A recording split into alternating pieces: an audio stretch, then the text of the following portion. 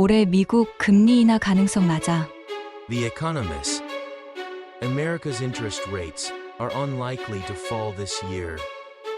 1년 내내 주식을 고르는 사람과 주택 구입자부터 조 바이든 대통령까지 모두가 연준의 금리 인하를 기대해왔습니다. 지난 2주 동안 이러한 희망은 무너졌습니다. 3월 연간 소비자 물가 상승률은 3.5%로 3개월 연속 예상보다 높았습니다. 4월 16일 제롬 파월 연준 의장은 인플레이션과의 전쟁이 예상보다 오래 걸릴 것이라고 경고했습니다. 투자자들은 2024년 한 해 동안 1.5% 이상의 금리 인하 가격을 책정했었습니다. 오늘날 그들은 금리가 단지 0.5포인트만 하락할 것으로 예상하고 있습니다. 파월 씨는 피벗을 실시했습니다. 금리 인하에 대한 도취적인 기대는 연준이 12월에 너무 비둘기파적으로 변한 이후 스스로 생명력을 잃었습니다. 장기적으로 높은 금리의 결과는 미국 금융시장 및 세계 경제에 영향을 미칠 것입니다.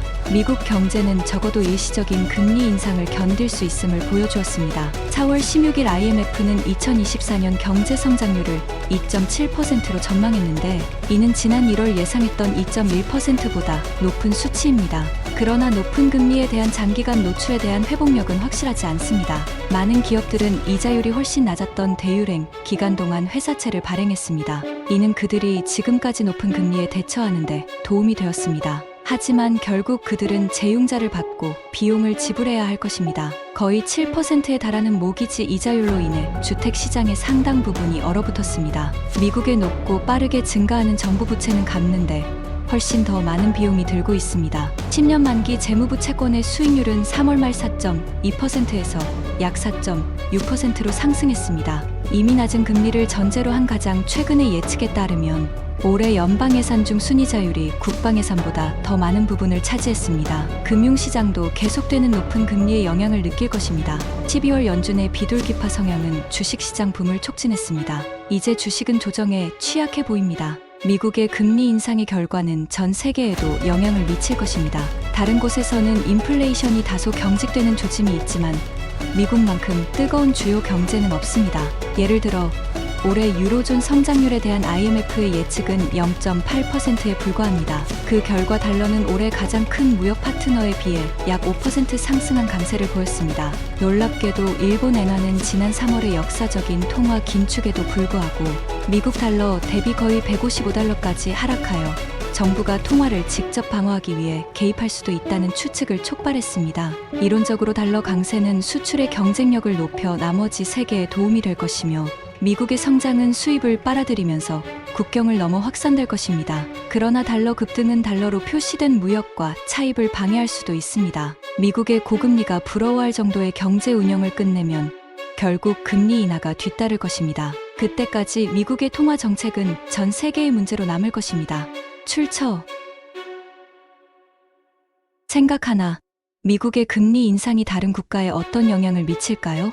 미국의 금리 인상은 전 세계 경제에 다양한 방식으로 영향을 미칩니다. 첫 번째, 통화 가치. 미국의 금리가 상승하면 투자가 미국으로 유입되어 달러 가치가 상승합니다. 이는 미국에는 유리하지만 다른 국가의 경제를 약화시킬 수 있습니다. 두 번째, 채무 상환.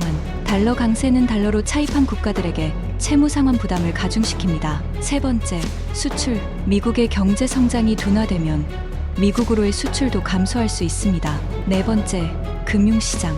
미국의 금리 인상은 글로벌 금융시장에 영향을 미칩니다. 특히 신흥시장은 미국의 금리 상승과 달러 강세에 취약합니다. 다섯 번째, 개발 중인 국가들. 개발 중인 국가들은 미국의 금리 인상과 달러 강세에 특히 취약합니다. 이들 국가들은 미국 달러로 큰 부채를 가지고 있으며 금리 상승은 이들 국가의 부채 상환 부담을 가중시킵니다.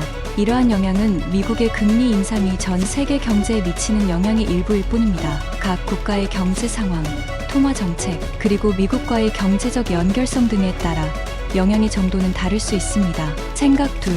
개발 중인 국가들은 미국의 금리 인상에 어떻게 대응하고 있나요? 미국의 금리 인상에 대응하기 위해 개발 중인 국가들은 여러 가지 전략을 취하고 있습니다. 첫 번째, 채무 관리. 개발 중인 국가들은 미국의 금리 상승으로 인한 채무 서비스, 비용 증가에 대응하기 위해 채무 관리를 강화하고 있습니다. 두 번째, 재정 자원 확보. 개발 중인 국가들은 비효율적인 지출과 이전을 제거함으로써 재정 자원을 강화하는 등의 즉각적인 조치를 취하고 있습니다. 세 번째, 중앙은행 독립성 강화. 중앙은행의 독립성을 강화함으로써 금리 상승의 영향을 완화하려는 노력이 있습니다. 네 번째, 위기 대응 프레임워크 구축. 모든 개발 중인 국가들은 취약성을 식별하고 해결하며 위기 대응 프레임워크를 구축하고 있습니다. 그러나 이러한 대응 전략에도 불구하고 미국의 금리 상승은 개발 중인 국가들에게 여전히 큰 도전이며 이에 대한 대응은 국가마다 다를 수 있습니다. Disclaimer.